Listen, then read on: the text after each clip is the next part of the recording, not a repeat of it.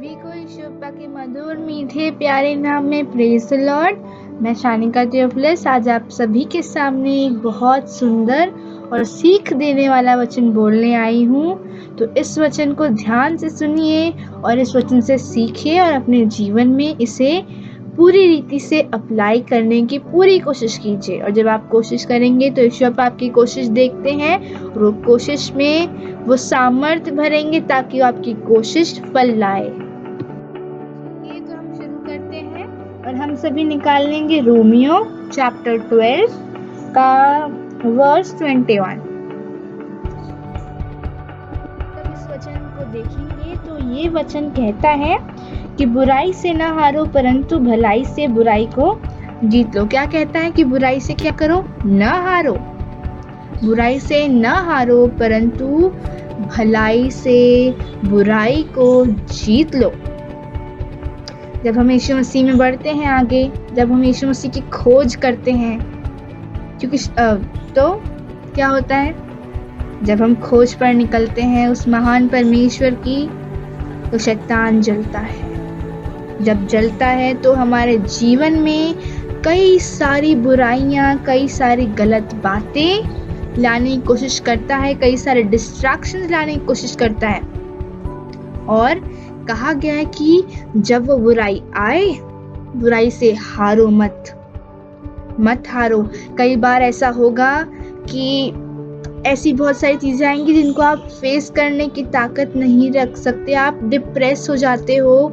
कोई बात नहीं, आपका पिता आपके साथ है, वो आपसे प्रेम रखता है और वो नहीं चाहता कि उसके बच्चे उससे अलग हों, तो वो आपकी सहायता करेगा। आपको क्या करना है कि आपको हार नहीं माननी है और आपको उस पर विश्वास रखना है कि मेरा पिता है, उसने कहा है धीरज रखो, तो धीरज रखो, उसकी आज्ञा मानो, वो सहायता करेगा क्योंकि वो आपसे प्रेम करता है।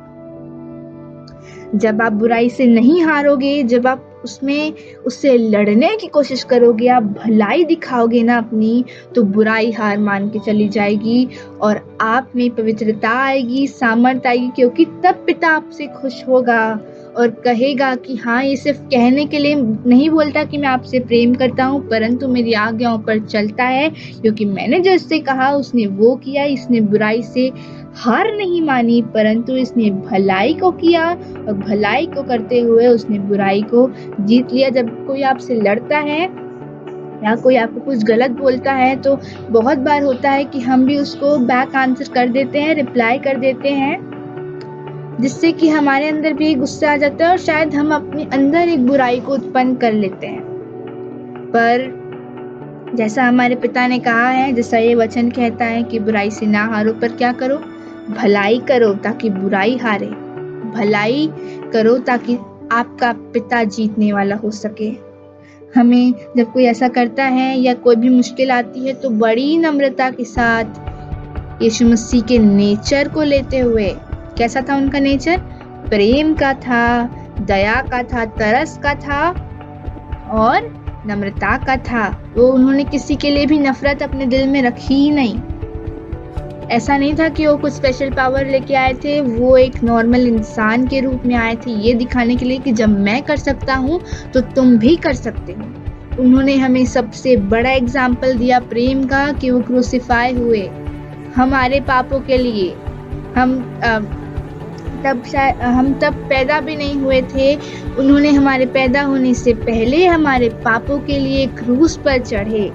वो पापियों के लिए क्रूस पर चढ़े। इंसान अच्छे नहीं थे, तब पाप करते थे, पापियों के लिए क्रूस पर चढ़े गए। वो उन्होंने हमें प्रेम का सबसे बड़ा एग्जाम्पल दिया कि कोई कुछ भी करे कोई बात नहीं, आपको परमेश्वर की आज्ञा माननी है, क्योंकि अंत जब आएगा तो कोई और आपको जज नहीं करेगा, पिता जज करेगा कि आप अपने जीवन में कैसे थे।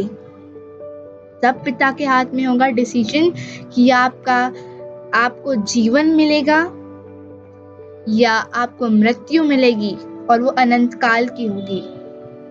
वो अनंत काल की होगी। और अगर मृत्यु मिलेगी तो मृत्यु बहुत भयानक होगी, और अगर जीवन मिलेगा तो जीवन आनंद का होगा। इसलिए जब भी कुछ ऐसा होता है, हमें भलाई दिखानी है हमें प्रेम दिखाना है, नम्रता दिखाना है। कोई कुछ बोले तो उसको नम्रता के साथ जवाब देना है, आंसर देना है, ताकि जो सामने वाला इंसान है वो भी सोचे कि हाँ, ये किसको फॉलो करता है। वो पूछने वाला हो क्या तुम क्रिश्चियन हो, तो आपके सरनेम से नहीं या किसी और चीज से ना पूछे, परंतु आपके बिहेवियर से पूछे। बहुत लोग अपने आप को क्रिश्चियन बोलते हैं पर वो भले काम नहीं करते, वो बुराइयों में पड़ रहते हैं। अगर हम ध्यान दें तो हम अपने आप को क्या, बहुत लोग अपने आप को हम सब क्या बोलते हैं, क्रिश्चियन बोलते हैं, और बहुत लोग उस क्रिश्चियनिटी को फॉलो करते हैं, पर बहुत लोग नहीं भी करते। वो लोग बुराइयां करते हैं, पाप में पड़ जाते हैं और माफी भी नहीं मांगते। वो लोग पाप करते हैं और अपने आप को क्या बोलते हैं, क्रिश्चियन बोलते हैं। अगर हम क्रिश्चियन वर्ड को ही चेक करें तो उसमें क्राइस्ट का नाम आ रहा है। क्राइस्ट, यीशु मसीह खुद ही एक बहुत पवित्र नाम है। हम उसको अपवित्रता के साथ नहीं जोड़ सकते, कोई मेल नहीं है। अगर हम उसे जोड़ते हैं, अपने आप को क्रिश्चियन बोलते हैं, तो हमें सबसे पहले अपने आप को चेक करना है। हमें भलाई करनी है, बुराई नहीं करनी। बुराई पे जब बुराई आती है ना, अगर हमने गलती की तो तुरंत माफी मांगो। और जब बुराई आई आपके सामने तो उसको फेस करो। किससे?